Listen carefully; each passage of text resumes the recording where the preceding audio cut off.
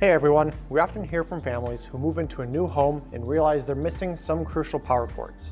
If you're searching for a replacement cord for your PlayStation 3, PlayStation 4, PlayStation 5, or any Xbox One S or Xbox Series X, we've got you covered.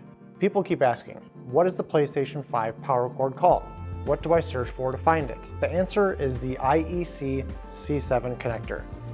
It works for all of the devices we just mentioned above. We've included a link to this cord in the description below. But maybe you're not powering a game system. Perhaps it's a computer monitor or another device with a larger receptacle. In that case, you might need an IEC C13 cord. These are commonly used for desktop computers, custom PCs, and other devices that require more power than a TV or gaming console. You'll find a link for our C13 cords in the description as well. At AC Works, our goal is to provide high-quality power solutions to keep you powered up in any situation. If you found this information helpful, please like this video and subscribe to our channel for more power tips. Thanks for watching.